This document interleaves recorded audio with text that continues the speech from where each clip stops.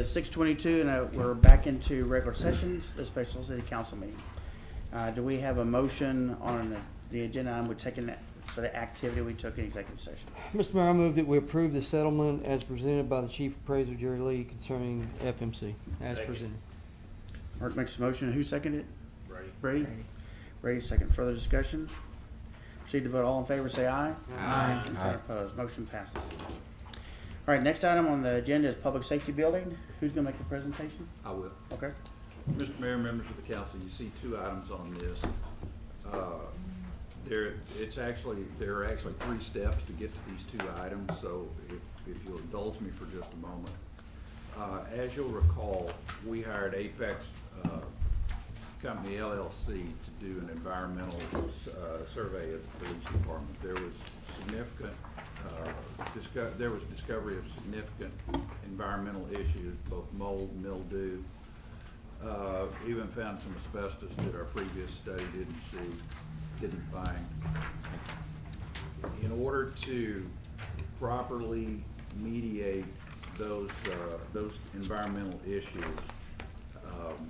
we are asking for the approval to an agreement with Apex to create the environmental remediation protocols. The cost is $18,440. When we got this, we reached out to our insurance company. David Goldston, our representative with the insurance company, has said that he will approve this amount. So it's a pass-through. Ultimately, what we are after, or what we want to come out of this, is a scope of work for the building restoration. However, to get there, we have to remediate the mold and asbestos, as we talked about. Because of the health and safety issue of the mold in the building and the fact that our police department is homeless at this point, we asked Cavalry Construction and Restoration, on suggestion of our insurance company, to give us a quote for the mold remediation and asbestos abatement. That amount was $326,276.98. That was presented to us as a not to exceed amount. When we gave this amount to the insurance company, our guy kind of laughed and said, "Oh, it will exceed that." Again, he is good with these numbers. He's good with Cavalry. The abatement has to be done before we can get a scope of work. He also suggested that Cavalry give us a scope of work, but they cannot do that until they understand what has been done in the remediation. That's a long way around. We're asking you to approve the agreement with Apex. We're asking you to agree to an agreement for mold remediation and asbestos abatement with Cavalry. And we're asking you to ultimately allow staff to sign an agreement with Cavalry to get a scope of work for the renovation of the police department and fire department, subject to the approval of the insurance company. We do those 3 items at one time? Is one motion, or do we want to do those 3 different motions? Need 2, if I understood everything about that. Let's say it again? Need 3. 2, not 3. There's 3 items. I didn't Oh, hear the yes, 2. sir. Yes, sir. That's correct. The third one was to give them scope of give them permission and engagement. So it'd be 3. Okay. Brady, you had a question? Hey, at what point can we just get a check and tear this thing down and build a new one? Good question. I guess we can talk to the insurance company about that, but I mean, I know, and I said just somewhat jovial, I mean, I know $340,000, whatever, it doesn't get anywhere close to building a new facility we need, but my goodness. Well, There- I believe that facility was at 1.3 million. the coverage on that, the maximum coverage is 1.3. The adjuster has advised our insurance company that it will be somewhere less than $1 million to restore. A police department, we're looking at approximately $8 million. A fire department, we're probably looking somewhere in the neighborhood of 2 to 3. Other questions? Oh, I mean, I know it's a lot of money, but my goodness, at what point do you still say that we just bite the bullet? Fix the problem. That's a decision for this council. Before we question. spent $250,000 on putting a new roof on it. The insurance estimate of somewhere south of $1 million includes if we do this, the That's 700 correct. that's already been spent. It's actually Six something. this will be approximately 600,000. You got another $1 million to go, is that what you said? Got about another between 600,000 and 700,000. Instead of 12 million. Basically, yes. But long-term, we talked about this could be a fire department when we have another facility as well. So it could be part of the grand scheme. In the grand scheme of things, ultimately, we're going to have to make another move somewhere in the not too distant future with the police department, or the fire department. The building, quite frankly, is big enough to coin a humorous phrase, the building's not big enough for the both of them.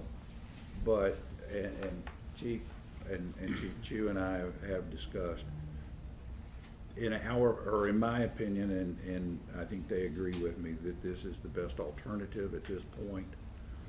It will buy us some additional time, and had this storm not happened, this conversation would have been a back burner as well. Anybody else? I'll make a motion that we approve an agreement with Apex Company LLC for the creation of environmental remediation protocol. Have a motion, there a second? Second. Ricky, did you second that?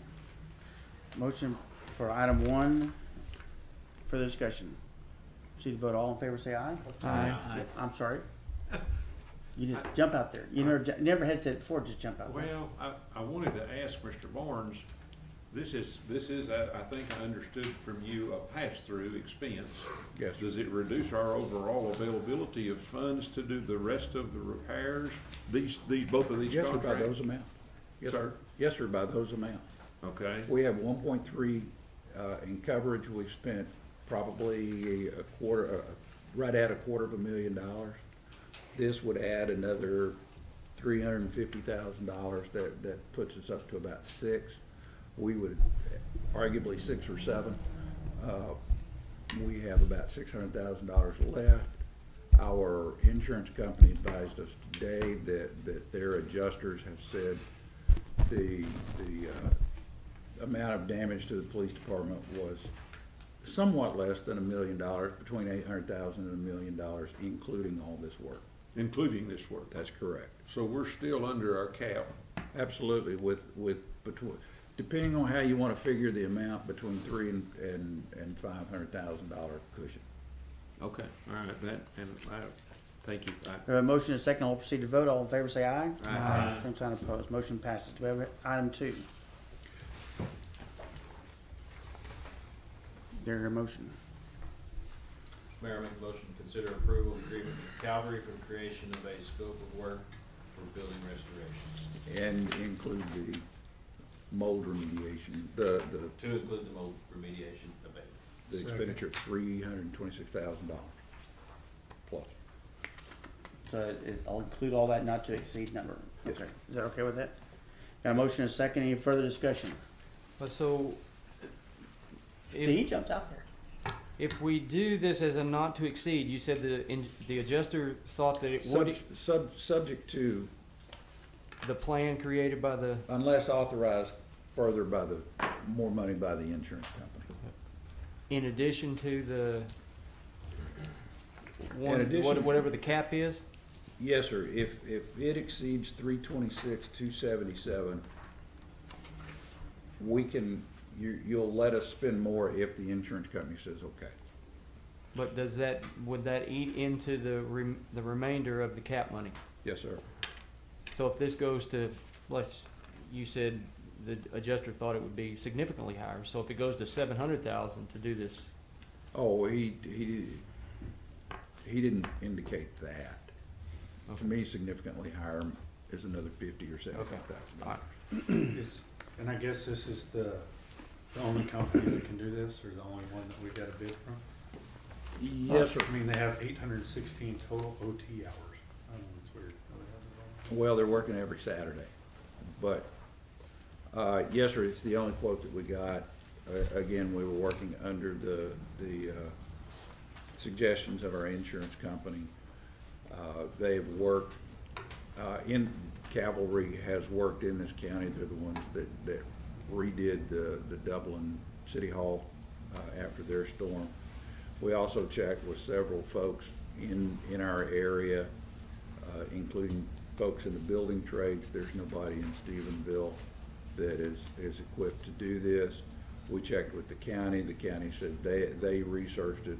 Their abatement folks were either out of Fort Worth or Abilene.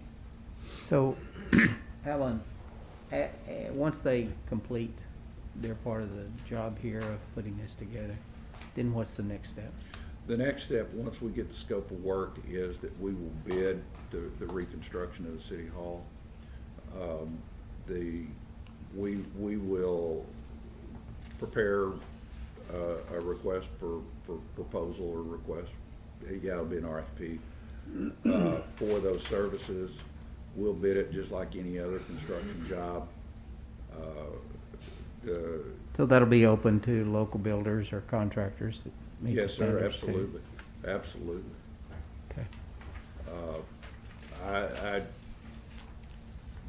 believe that our local builders can be very competitive with the rebuild. It's just that the abatement of the asbestos and the mold is beyond the capabilities of a local company. Thank you, Alan. Other Mr. discussion? Mayor, call the question. Okay, call the question. Is there a time frame on this contract? We have a question as a call. 2 weeks. We proceed to vote. All in favor, say aye. Aye. Same sign opposed. Motion passes. Item 3 was to authorize staff to approve. You did that through all of We it. did. Okay, that's for all 3 of them. Okay, so we don't have the 2 items. All right. That's correct. Seeing there's no other items on the agenda tonight, the special city council meeting will stand adjourned at 6:34, and we'll convene here in a moment in committee meetings. Just for information purposes, what we'll do is have each of each of the committees will come up to the table up here, and I'll sit at the end down there, and we'll just kind of rotate out. We'll have different committees, and we will do sanitation between them. So it may take a little bit longer. So first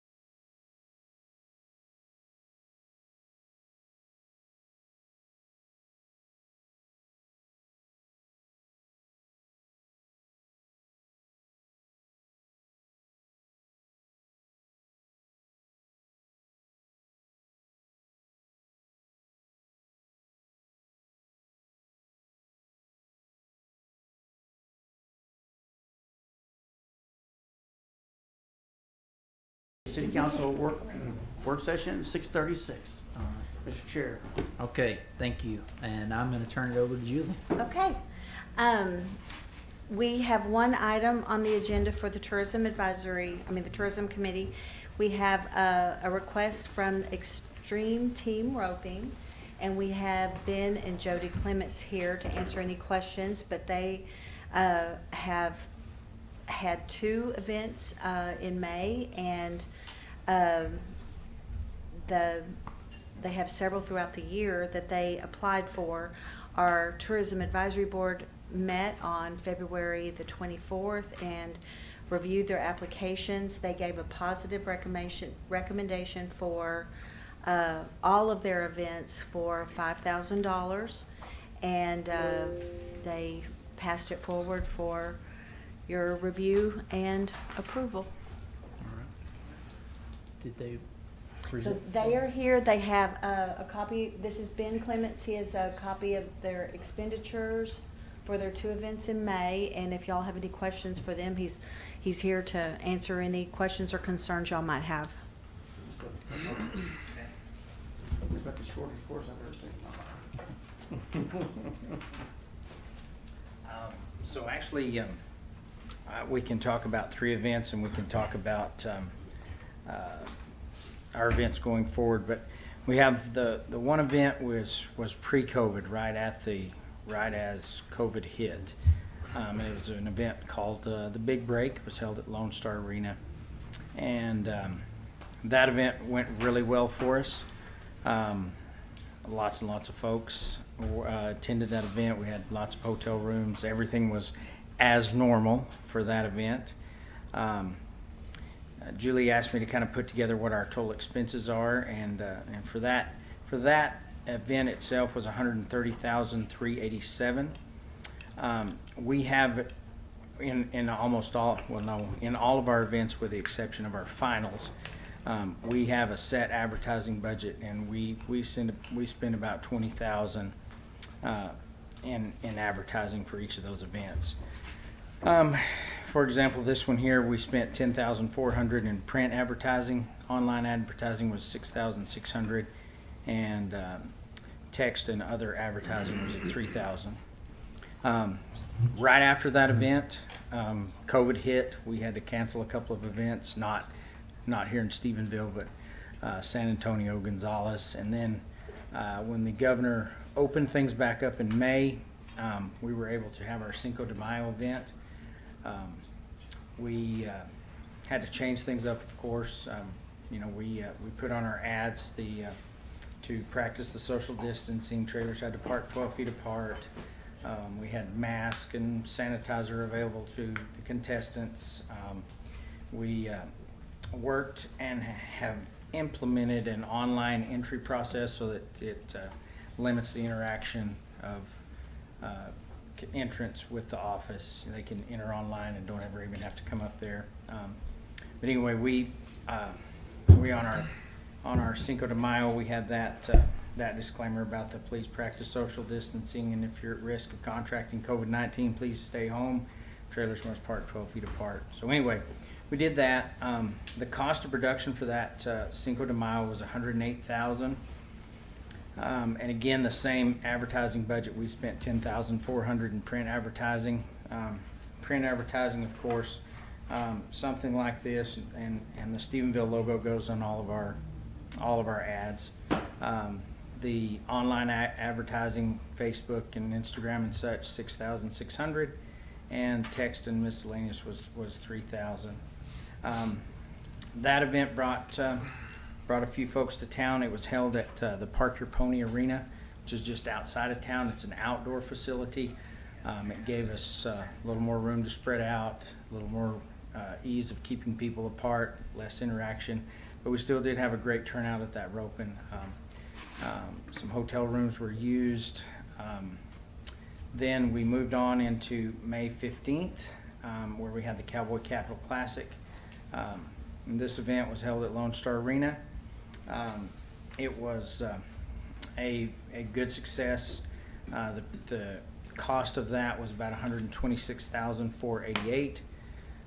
with our same advertising budget. We spent $10,400 in print, $6,600 in online, and then text and other was $3,000. Anyway, Cowboy Capital, here's our ad for that one. Of course, Stephenville logo included in everything we do, whether we do it in Stephenville or not. Those are the kind of the three events that are past. Moving forward, we have coming up the 4th of July. It's what we call our Summer Blast, and it's held at Lone Star Arena. It's July 3rd, 4th, and 5th. That event will be somewhat similar to the big break roping as far as attendance and expense wise. It's been a successful event for us in the past, and something that team ropers come from all around to come into town. We are still promoting the social distancing, the parking 12 feet apart. One thing that at that Cowboy Capital Classic roping, in the stands at Lone Star, everybody just kind of did it themselves. We didn't have to police it much, but you would have it was almost like little campsites in the grandstands. You'd have a group that was, a family unit over here, and then some space, and another family unit, and so the attendees did really well with that. So we expect that won't be a problem moving forward, and won't have any trouble with that as far as the Summer Blast. Our biggest event is our Extreme Team Roping Finals, which comes to Stephenville August 20th through the 23rd. Last year, that event, we paid out a little over $500,000 in cash and prizes, and with the way things are going this year, we're on track to be quite a bit more than that this year, and so we have really amped up in promoting that. Our advertising budget will increase for that event above our traditional $20,000. It's an event that will garner more hotel guests. Yeah, it's structured for people to we have it structured over the 4 days to where we have what's called a preliminary and then a shootout in each division, and so you would come, and the preliminary is one day with the shootout being the following day. So it bodes well for people to, when they travel to town, they almost have to spend the night. And of course, the argument becomes that most of those cowboys stay in their horse trailers. Some do, but the thing about this, family and friends come in to watch, and those family and friends don't haul a horse trailer in. Some of you know who we are. We normally, with our events, we do surveys, and we did not do the surveys that we normally do with the Cowboy Capital and the Cinco de Mayo, simply because we wanted to limit, personal interaction, and so we did not do those surveys. But we normally conduct surveys that kind of tell where people are coming from, how many, are they staying in a hotel, what are they doing, where are they spending their money, and so we have a lot of that information gathered over the years. And then, of course, I guess the other event that we come to Stephenville is November, so it's after. We do have the Stephenville Shootout that is in conjunction with the Cowboy Capital of the World Pro Rodeo, and that is September 19th and 20th.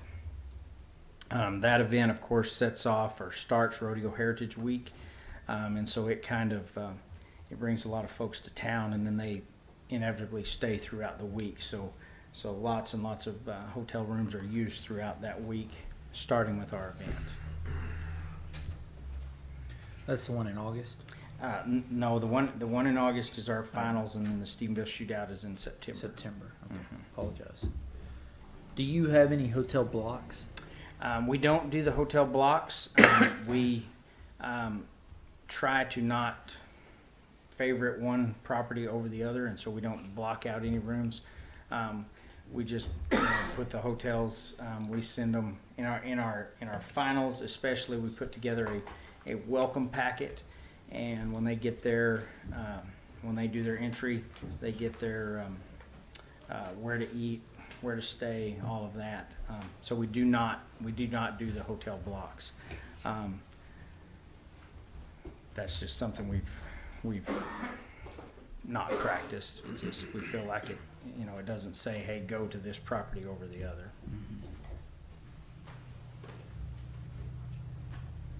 Any discussion or any other questions? Well, Mr. Chair, I have some concerns over what our revenue's gonna be because of the unavailability of rooms and the lack of travel. I think our hotel funds are gonna take a significant decrease this year in the amount of revenue compared to previous years especially. It's my understanding we have some other potential applicants for other events that are gonna take place during the summer when hopefully things will begin to open up a little more. Would it be a fair request to put this, basically table this request until we get later into the year, until we see what our fund balance is gonna be and see if we can do this in addition to some of the others that are gonna happen between now and then. Is there any other comments or discussions about that? Mr. Chair, we've had a lot of discussion in the past about whether or not we, this was, the direction we wanted to go with the hot funds as to whether or not we wanted to put it into programming and, or put it into grants, and this is a grant. As a matter of fact, I think that the council put a moratorium on it at one time, somewhat, or at least the committee did, of saying we weren't going to fund do any more grants after a certain period of time. Julie, is that not correct? That is correct. I think that the council was leaning towards having applicants apply by April 1st. And I know today's date is June 16th, but they applied and were presented at the February 24th Tourism Advisory Board meeting. And because of the coronavirus, we did not meet again. So they did apply before the 1st, but I know that rule had been made to In the cut it original off at April 1st. And the original request, Mr. Clements, was $70,000 that y'all were making. The and original request that we did for those, it was 20,000 per Was event. It was 20,000 what- per event. What was on the request is how we filled out. Uh-huh. We, of course, what was in the budget from the year previous, which was talked about at the February 24th meeting, was like 12,500, I believe, or somewhere in there, all inclusive. And we decided, if I recall correctly, at that meeting, instead of doing it per event, we would just cumulate, put everything together and say it's all of these events are one sum. And I think that's what we talked about. And then the Tourism Advisory Board voted, they had a lot of discussion, and then their recommendation was $5,000 for all of the events. And along Alan's comments there, what were the, what are we looking at as far as balance? We keep hearing that some of our hotels are running at 10 or 15% occupancy. Correct. I mean, And really La low. Quinta was closed for a little while too during the coronavirus. They were closed completely. And so the ones that were open were about 15% at the most. So you're looking at being down 85%. Correct. What kind of balance are we running right now? Last I know, and I'll double check with Monica, but I believe in our fund balance, we were around 300, if I remember I believe that that's right. correct.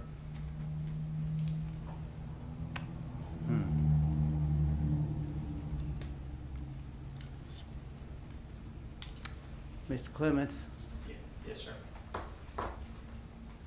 are you gonna have these activities if it's not funded? Yes, we will do these activities if it's not funded. Yes, sir, absolutely.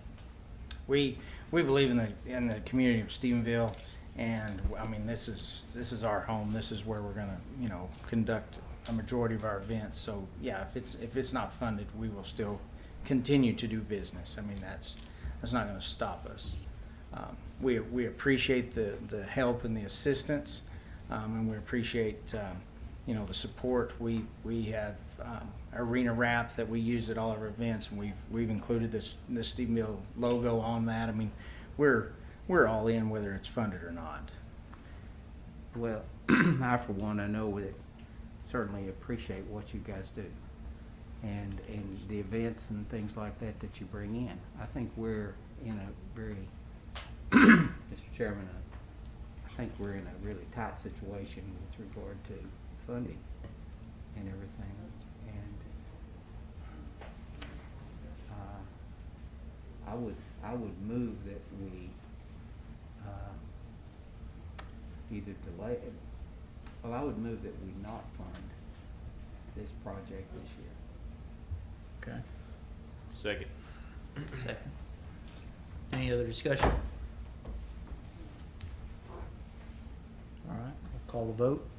All in favor? Aye. Aye. Opposed, same sign? All right, so appreciate your presentation. Yes, sir. Thank you very much. And I think does that conclude, Julie? Yes, sir. All right, thank you. Thanks, sir. Next committee will be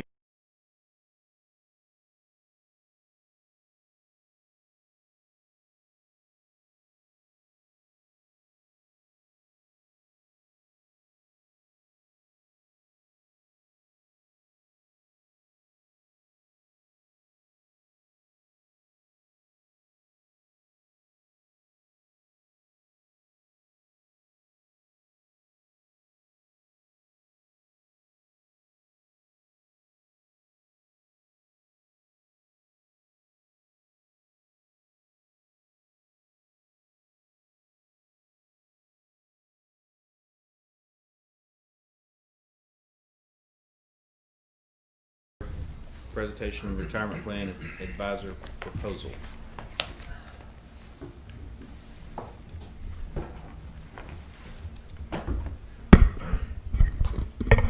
It was approved in the budget that we would do a 1% match on our deferred compensation. But we wanted to give our local investment companies an opportunity to work with us.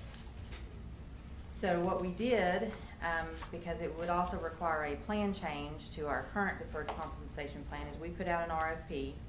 The first time we did it, we did not get any responses back. We spoke to some of the local firms to find out. Some of it was timing and some of it was price. We actually did put it out again. We got one response back with Allen Financial Management and Empower Retirement. Their proposal, currently we have National Benefit Services. They are like our third-party administrator. They don't charge us anything. They get paid from the funds. I can't tell you exactly how they work that arrangement or what cost they're getting. They just don't charge the city anything.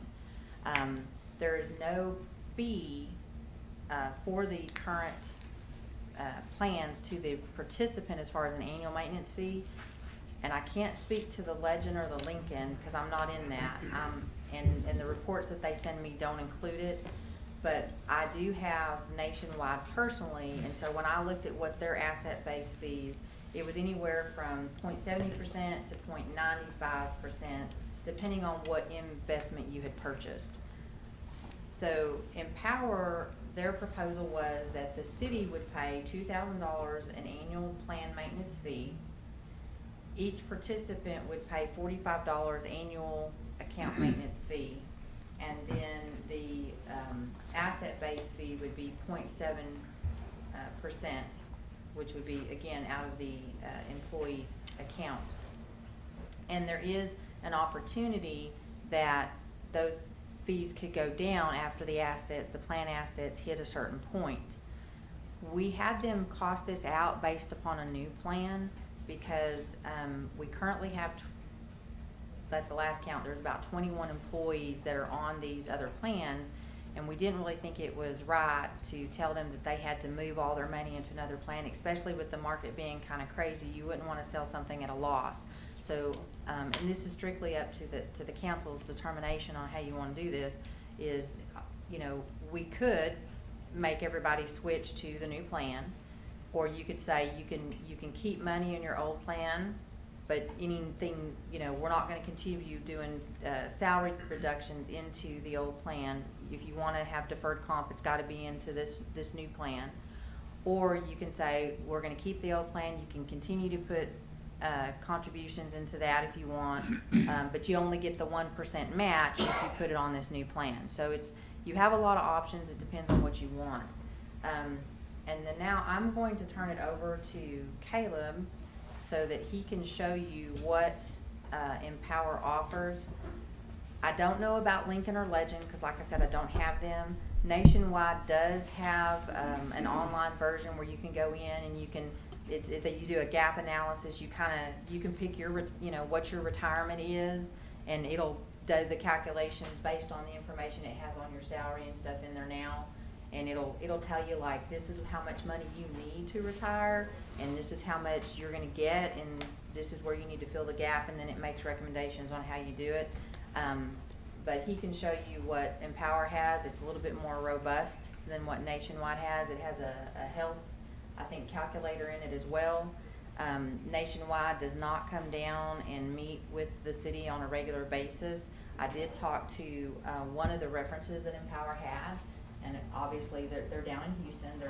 Caleb is not their representative, but they have a representative, and they meet with them quarterly. They have a committee.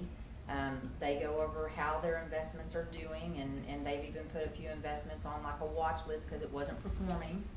And then they took it off and replaced it with something else. And the committee is made up of different employees of their agency, and it's different age groups. They have some younger ones, some middle ones, you know, some older ones, and that are closer to retirement, and they have annual meetings, and that is something that I would say, if we're gonna do this, we kind of need to do that as well, because it is for the employees, so they need to probably be involved in the process. But we don't really get any communication from or assistance from Nationwide or any of the other ones.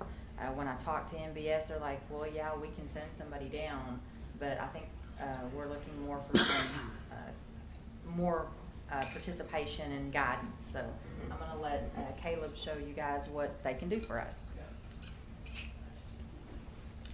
Can I plug in this bit with my computer, or do we back here? Since we have some online.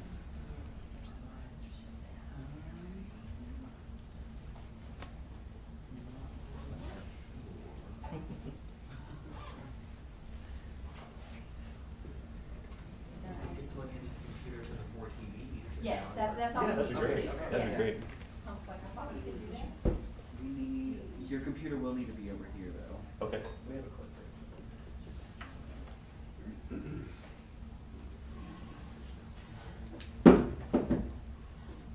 we'll just put it right here, and we'll go ahead and plug it in. It's above wireless mouse and stuff, so should be good. Okay. I think it's over here. Yeah.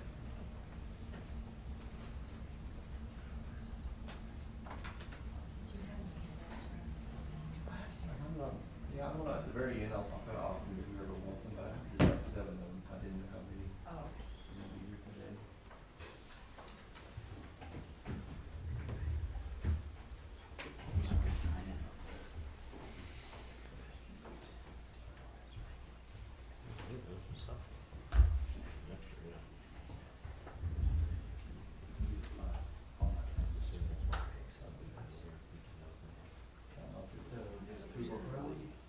Yeah, but it's on, yeah. That's why.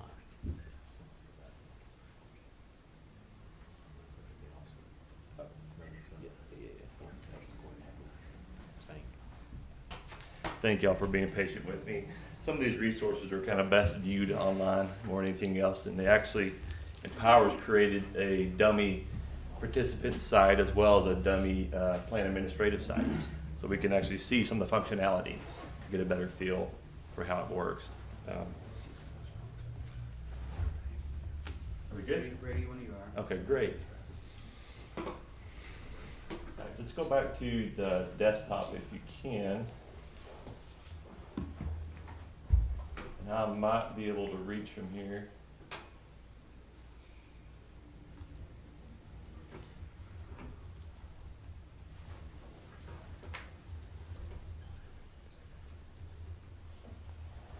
There we go.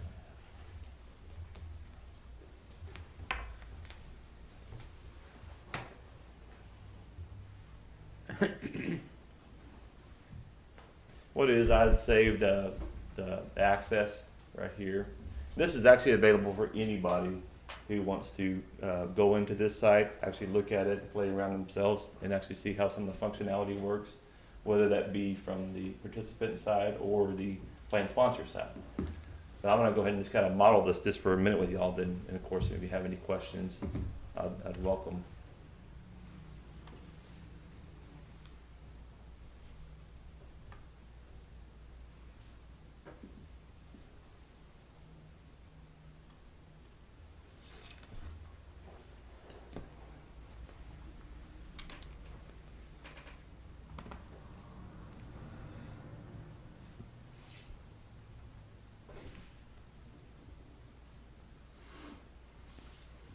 So this was all back in the middle of, I'd say some of the height of the COVID-19. And so Empower teamed up with me and we created a full RFP response. And the whole proposal is basically online right here for anyone to access, any of us to access. And what I'll do is let me make this a little bigger so everybody can see it. But right here, the city for Stephenville, it has a host of files and documents under here in the zip file compressed. And so I would suggest, if you want to go a little deeper into this, certainly ask me any questions, feel free to. But if you want to take some things home to review and pull up and read yourselves about Empower, and so as far as some of their background, some of their resources, I'd welcome that as well right here. But Empower, just to kind of give you a brief overview, Empower Retirement really has been pegged as the number one retirement plan provider within the governmental space in America. They're number 2 overall. And so they have roughly about $643 billion in assets that they are administratively watching over or engaging within through thousands of plans. They're a nationwide plan, but they like to team up with and partner up with financial advisors, such as myself. And so they like to work with us so we can be a local resource, but have the backing of a much larger corporation, a much larger entity that can really give cities, whether large cities, small cities, or in between, the capabilities that many larger cities have, such as Fort Worth, Dallas-Fort Worth, Austin, and some of the cities in, if you want to call it the bells and whistles of those retirement plans, they can offer it. But to show you a little bit of a demo, and I'll talk about pricing. When we initially quoted this, I told Empower, let's just do both. Let's price this as a complete startup plan, a fresh plan. Let's also price this under the assumption of some funds are consolidated, or some funds do decide. And of course, that falls down to each participant.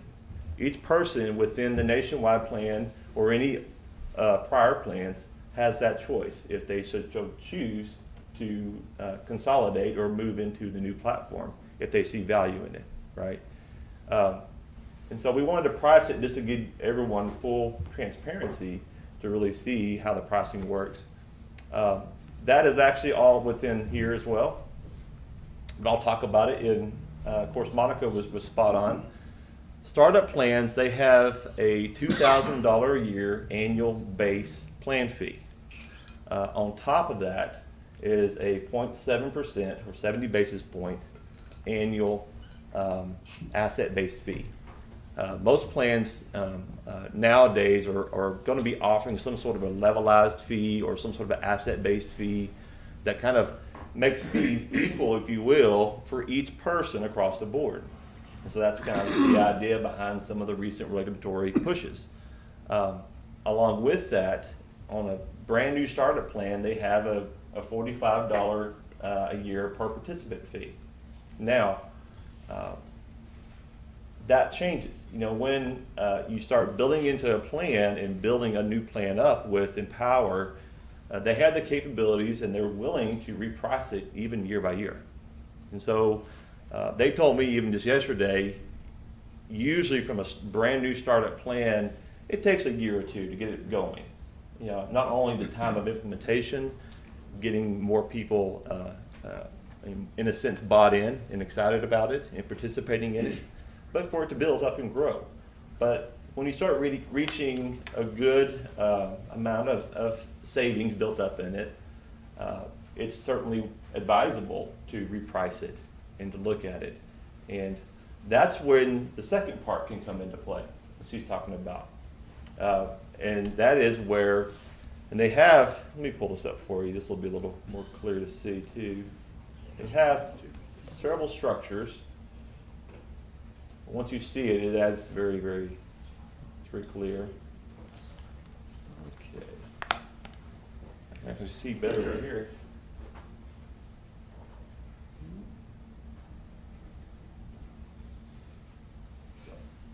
Borrow your table just for a second.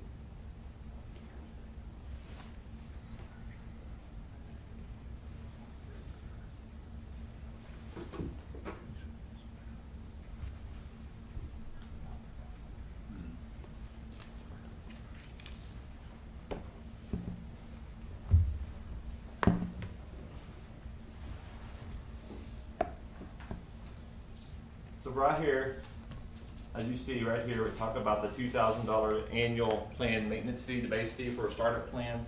Right above that, they put very clearly, here's the per participant fee for, and then the 0.7% asset-based fee for a pure startup.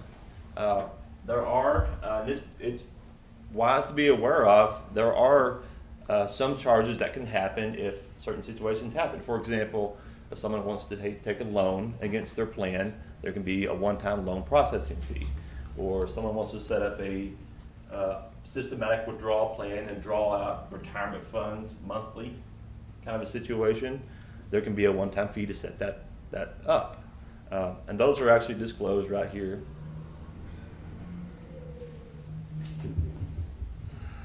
Under the main part.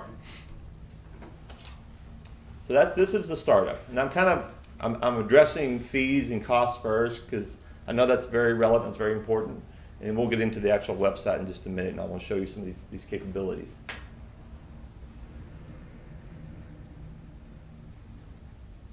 Then you get to the second one.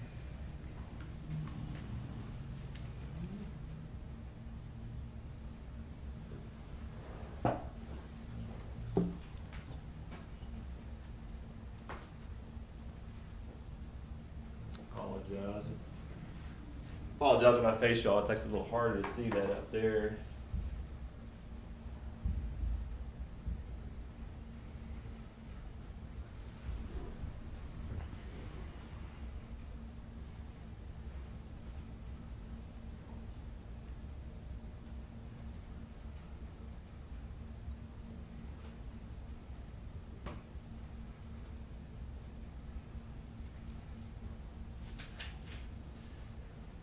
And then once the plan does get up and established, what they have is, again, they take off the fixed $2,000 a year base fee and go to a straight asset-based fee.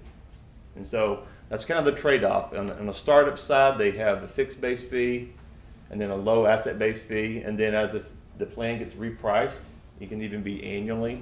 But as the plan gets repriced, the tilt is more toward an asset-based fee instead of, and alleviates and gets rid of the fixed-base fee. So, and they have several different options with that. You know, really, I would say the one to be most aware of, kind of point you to, is really this bottom figure, that 0.55% that you see. That is the situation where it's kind of their base fee using upwards of their, setting up an investment lineup within the 457 plan of their, about 14 or 1,500 different mutual fund choices. So the idea being you build up a plan, you select your menu of options, and then they also have, right above that, they give a little fee credit to that if you were to use some related products. So Empower Retirement is related to Putnam Funds as well as Great West Life Insurance, who also has some funds. And so they certainly want to give people the freedom and flexibility to choose and utilize investment menus or investment choices however they please. But should they choose to use some of their funds or use some of their options, they give some additional credits because they're earning on a different side on the mutual funds. And that's why you see some different pricing here. The dynamic fund mapping, or excuse me, the dynamic retirement manager and also the My Total Retirement are some additional options that are on a plan, and I'll talk about those in just a minute. Let's get into, if we have just a minute, let's get into the website. I want to really kind of show you really some of the core components and parts of all this.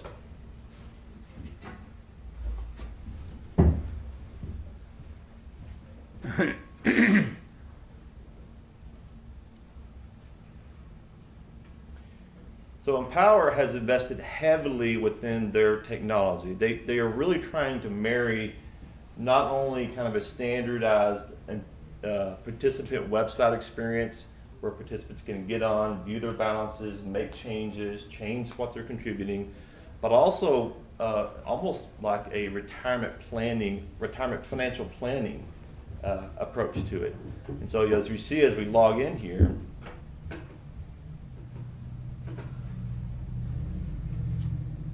of course they have enhanced security. All this is a demo site, so we certainly don't have to worry about sending a text message to me or something right now. So one of the main landing pages on this fictional person, Taylor Smith, is almost like a retirement plan. It's a status page.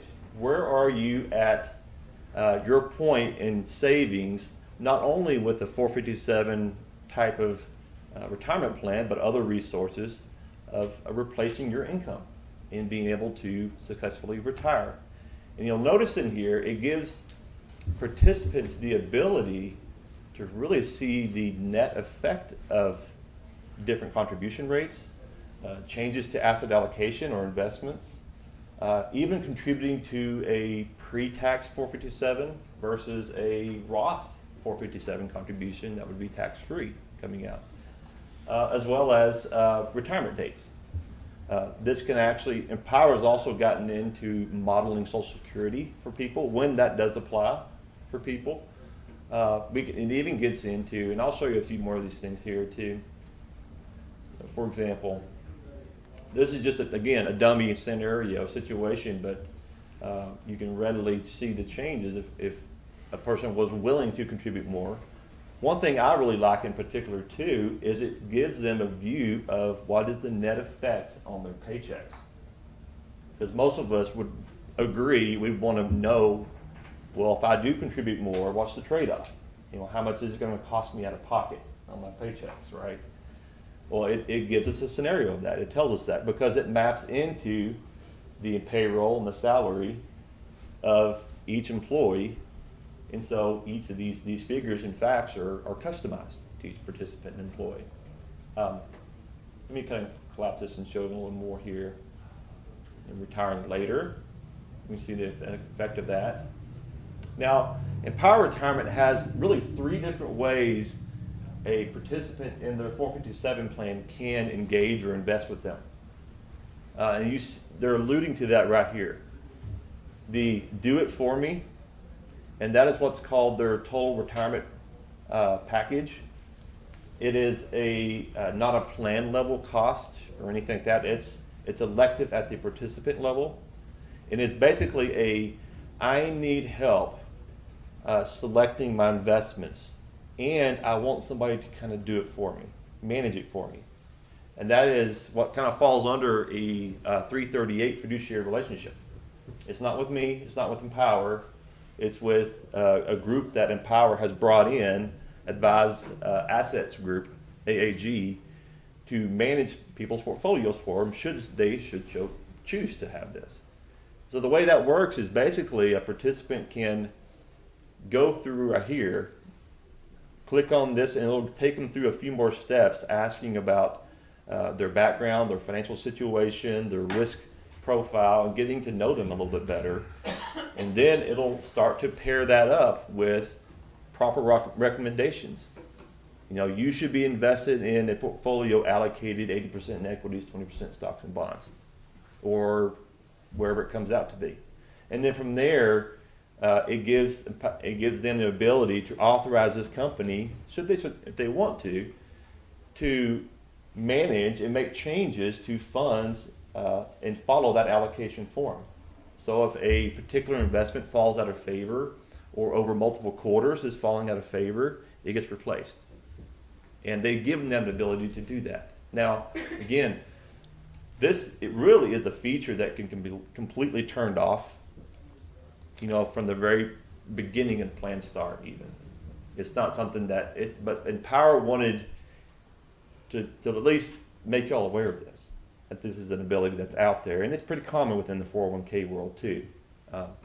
The second part of that is, you see right here, is more of an assisted approach where they either, and we'll notice, and as we read through and we go through the RFP later, there's a lot of overlap between myself as a financial advisor and or Empower Retirement being able to step in and advise participants in the plan.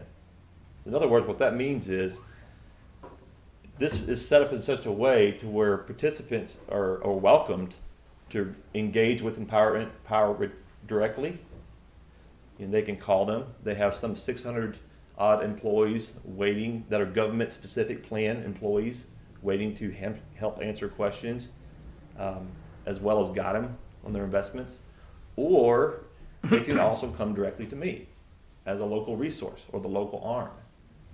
And that's where some of that comes into play. It's more of a, I don't want to give discretion over my investments to someone else, but I definitely want some help in selecting it and periodically making changes and managing it. And that's what this middle option is and gets into.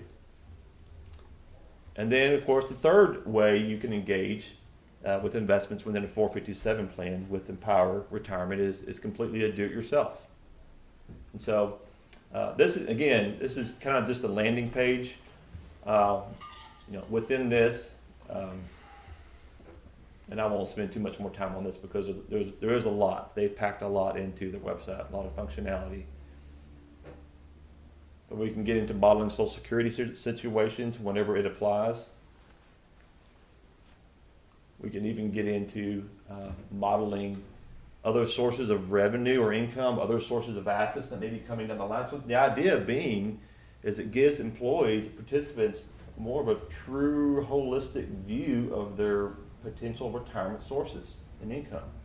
It's not just here's your 457 plan and maybe or maybe it won't be enough along with other sources. They're actually putting it together and quantifying it for employees. And so it's a tremendous benefit to have a little gauge, a little bit of a sense of whether they're on track or not. And just to show you here, let me go down and cancel this out.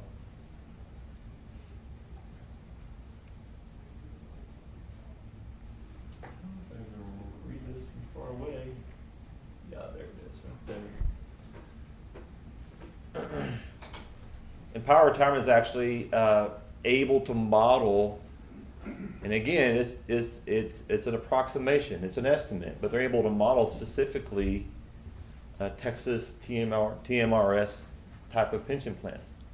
And so we're kind of pairing up traditional defined benefit or pension plans along with supplemental plans to kind of see a holistic retirement picture. For example,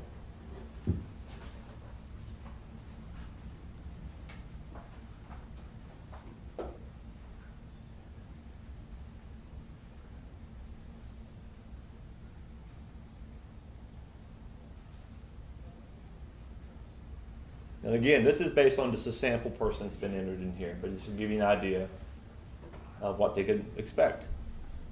And of course, prudence would say as a person gets closer and closer to retirement, they need to review this more regularly to make sure it is going to be as it is.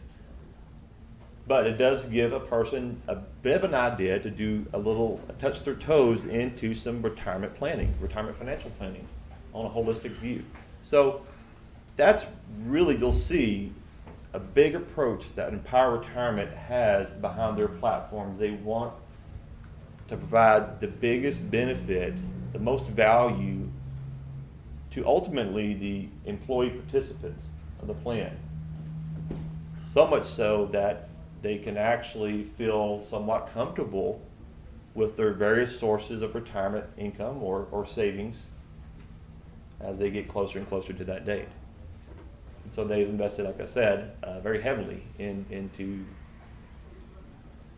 their technology and their offerings here. Also within here, they had the very traditional, I'd say traditional, it's a traditional online access viewpoint that's very similar to many 401k sites and other record keepers.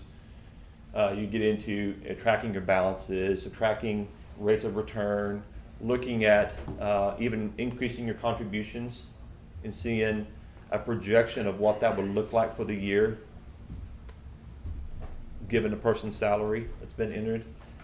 And again, some of this functionality on this demo site, not everything is turned on, but I'll kind of go through briefly on some of these things. You can see change in beneficiaries. And so basically any of the back office administrative work can really be initiated not only by the participant through their website, but also on a separate site for the city or the plan sponsor. They can be taking care of it that place as well. For example, monitoring investments, making changes to investment decisions, even rebalancing and setting up an automatic rebalancing. I need to go back to my original investment game plan. I want to rebalance and go back to that original allocation annually or semi-annually or quarterly and do that automatically for you to kind of keep you on track with what you're expecting out of your investments. And so, and of course, requesting loans, and that does get routed to the appropriate person or power at the city to approve that, to review it and approve it. And you see that feature here, but also allow the participants to weigh the cost of a loan or a potential loan if they wanted to draw out a certain amount from their 457 plan as a loan. So they have a wealth of information, and the idea is to educate and educate and to provide somewhat more than a lot of people may say they need. But the idea being that they'd rather provide more and provide more value, more benefit as situations come up or as things change for people over their lifetime.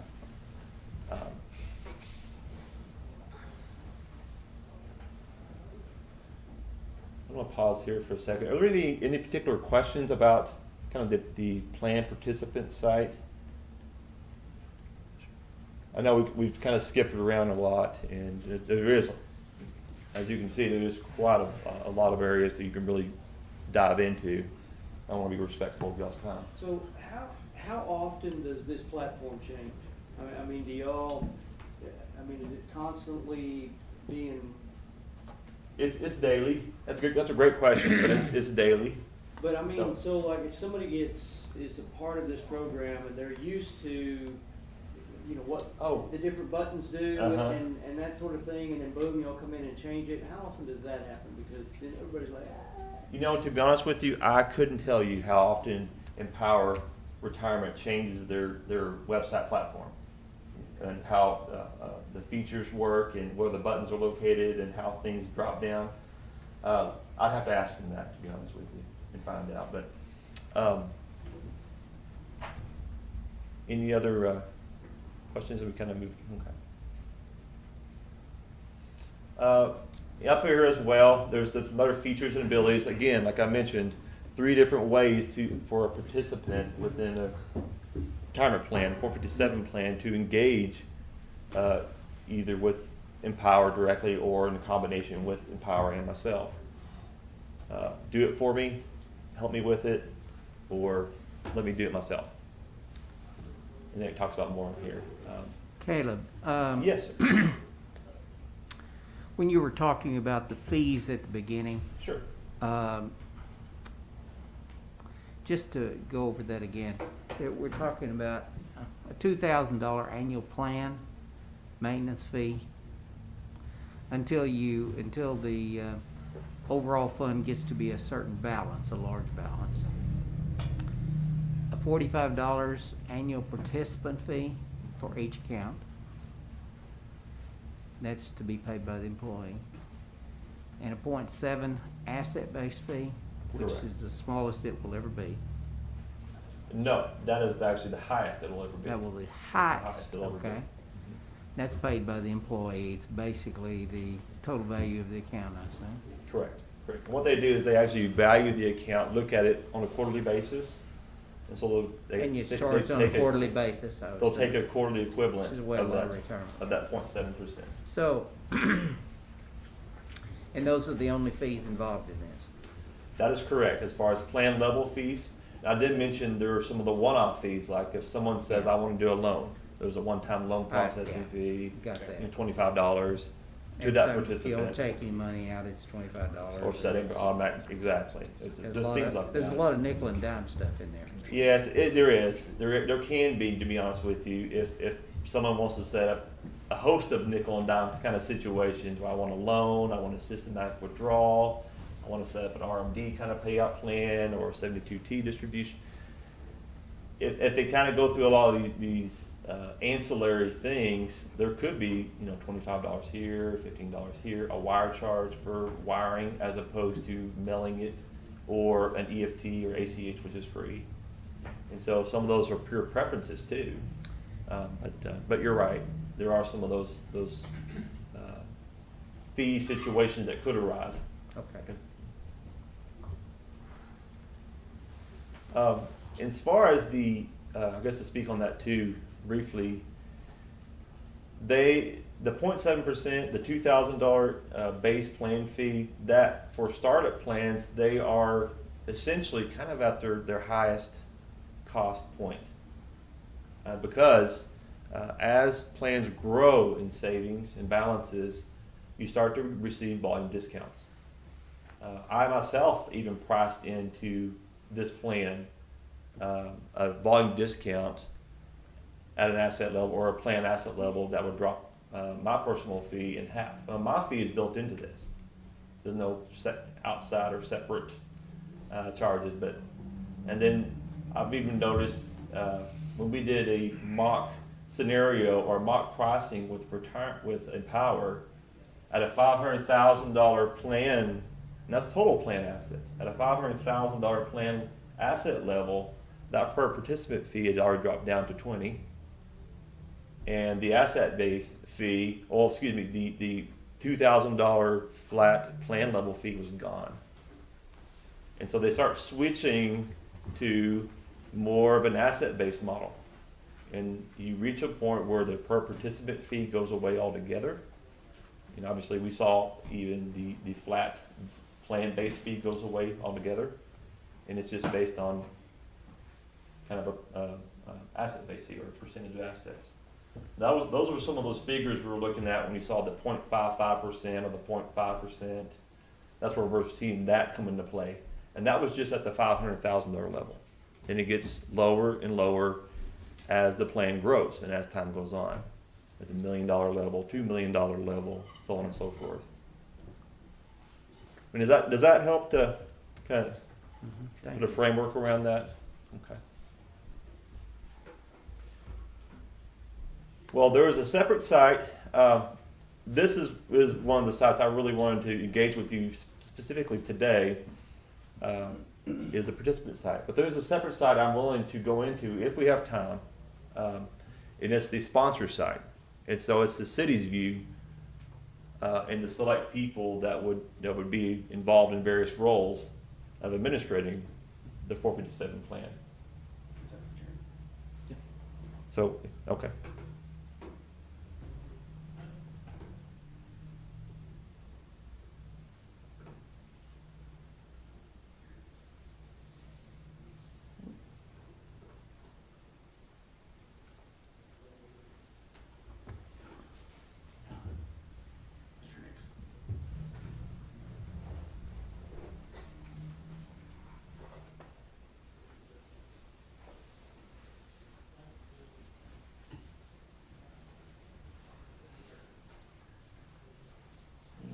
There we go.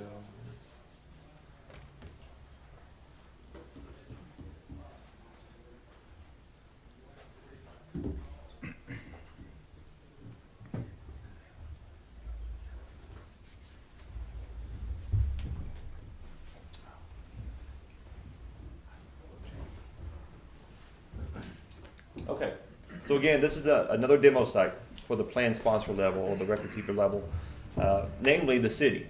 Now, the first thing I'll mention is on this particular demo site, they've turned on all features.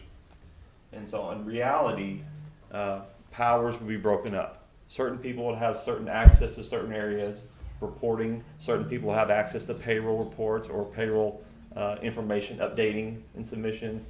Some people or certain people may have access to just the plan level reporting, you know, for like a quarterly plan review meeting or a quarterly investment performance review meeting or an annual review. And so everything is turned on, and so don't get the impression that everyone's going to see everything, because that's just not the case. This is set up person by person with specific powers or specific abilities turned on for that person at the city to help engage and manage this plan along with myself and Empower. Let me hop over here, and I'll kind of go through a few of the key areas to point out to you. Basic sample plan information here. You can set up any kind of vesting schedule for the employer matching contributions. Within the 401k world, you kind of run into, as in a recent plan, kind of a minimum vesting schedule, whether it be a 2 to 6 year graded vesting schedule or a 5-year cliff.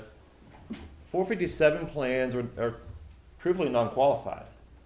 And so they're not really falling under ERISA law, but they are, and I would suggest that the best practices should follow pretty closely to what ERISA says. But you can set up vesting schedules on the employer matching portion. So the city's matching contribution for each participant's contribution up to the limit. And I think Monica had mentioned earlier, maybe you're looking at initially kind of a 1% match. This is where some of that can be set up. And so, for example, when I say a cliff schedule, typically you see a 2 to 6 year cliff. That means starting after 2 years of employment, that employee is entitled to 20%. If they leave or separate from service, they're entitled to take 20% of the employer contributions, employer matching contributions. 3 years, it's 40%. 4 years, it's 60%. All the way up to 6 years and beyond, it's 100%. That's the graded schedule. And then a cliff would be more or less a dart on the dartboard in terms of years, and they say at year 5, when they work for the city for 5 years and participate in the plan, at that point and beyond, they're 100% vested, and they could take whatever employer matches with them. And so you can do some customization now, and especially within the 457 plan world, you can do a little customization. Participant level. But then here, this is an example. This is how you can, a person or people within the city can manage each participant. And of course, the system is set up to be pretty easily functional with a left-handed menu here. And so as far as people being able to jump online, do some work, update some information, and then get off, as opposed to going deep into menus or deep into clicks to get to the appropriate area you're getting to. And so I appreciate that Empower has made it very user-friendly and functional. But within here, you can come in here, edit payroll, edit employees, add new employees, change employees.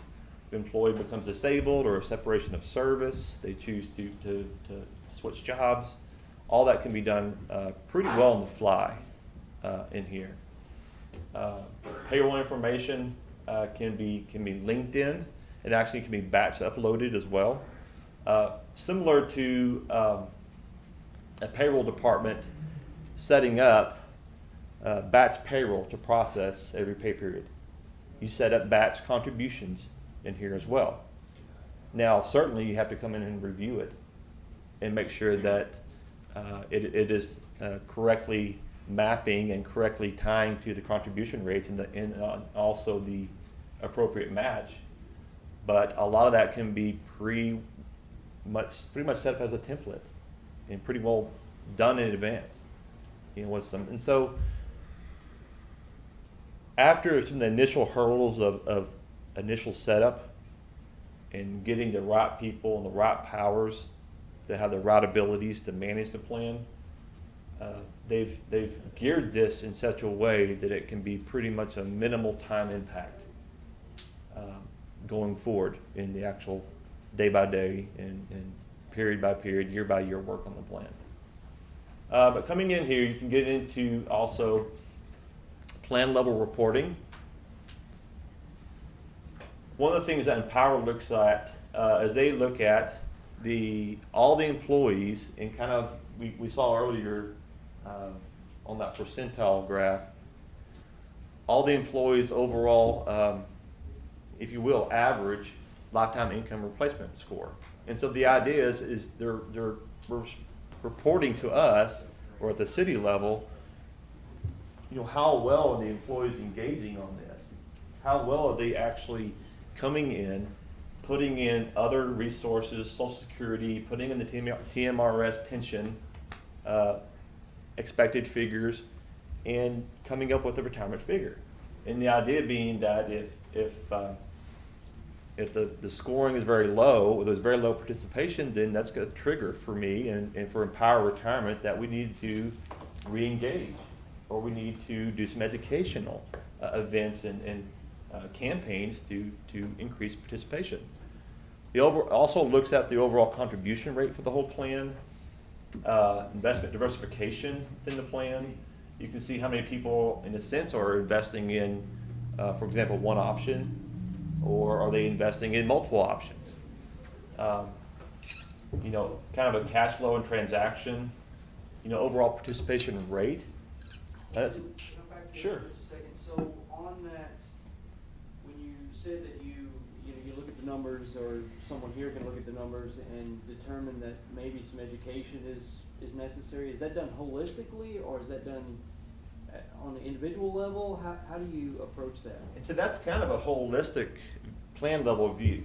If we see like kind of a trend line of lowering participation quarter by quarter or over a period of time, we have to ask why. Well, what's happening? Why are less and less people either utilizing it or staying engaged with it, or why are less and less employee participants, signing up for it when they're eligible for it? And so we have to we dig into these plan level reports so that we can kind of keep the plan operating with the most efficiency, and also make it meaningful for the most employees. Because that's Empower's hope, and that's my hope, is to engage in such a good way with employees through educational events, through quarterly review meetings, through annual plan summer.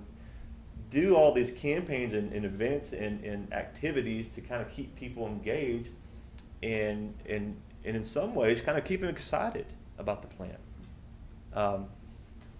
But certainly we have to have metrics to see if we're staying on track, we're hitting the ballpark, or if we need to do extra efforts to get more people encouraged to be involved.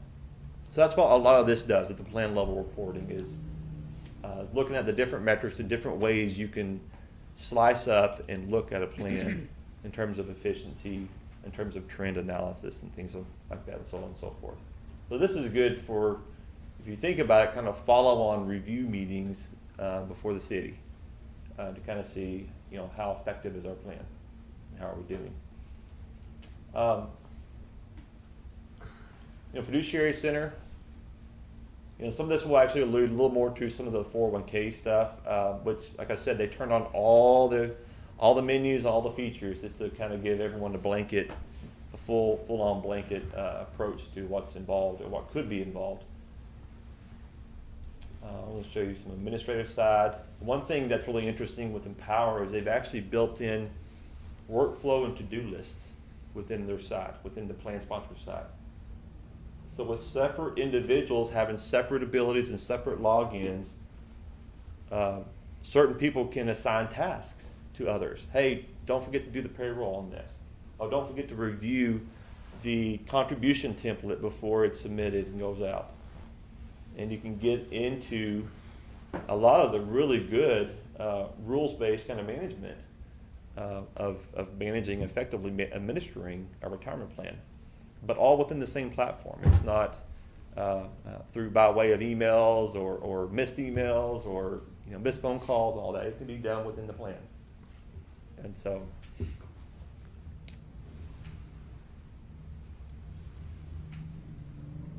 I think, again, I'm just kind of scratching the surface on a lot of this, but I think I'm going to kind of reach a point where we'll kind of wrap it up. But any questions on this in particular? On kind of the plan sponsor side or site? Or reporting capabilities, or? I guess I have some questions for Monica. I'll save most of the financial questions for the finance committee. It's gonna be right up here. So from a personnel side, how does this compare to what we have now? As far as ease of use, from what you've seen, I know you've been through. I can't You've really been through this. speak to the legend. I know there's a couple of them you don't use, but. I'm not in those programs. I chose Nationwide. What I will say is that, I had Nationwide in my previous employment, so I knew about it. I knew about deferred comp plans, and so it was easy. I came here, I got through our hub, and I signed up, and it was no problem. What we see is we don't have very good participation, and that's because there's not anybody coming here when we, every year when, trying to sign up new employees. My Nationwide rep in New Mexico would come down every year when we did our health insurance and try to catch all of our new employees, and they'd even hit us up and go, hey, you giving your employees raises this year? Oh, you getting a raise, Mike? You want to add some more to your deferred comp? So we don't see that kind of activity with Nationwide or any of the programs that we currently have. And I don't know if it's because maybe there was not, when they were doing it originally, and they weren't getting any, extra, participation. So it was like, why am I wasting my time? I talked to MBS, and they did say that that they could probably get somebody to come down here and do stuff like that. So I guess the real question for us, I mean, Nationwide does have something not quite as robust, because it doesn't have like the health calculator, and that there's not as far as I can see, a administrator side of it. But does the city wish to pay the $2,000 a year to get the kind of engagement that Caleb and Empower are offering to the city? Did you say there were about 21? When I did the RFP, there was 21, and it was split equally. There was 7 in each one of the plan, and go figure, participating. We did a survey and asked all the employees, who would be willing to participate and how much they put in, so that we would have a number. With the 1% match, if everybody does what they say, we should have about 60-something people participating. So with the 1%, we have got some people's attention wanting to participate in this. Okay.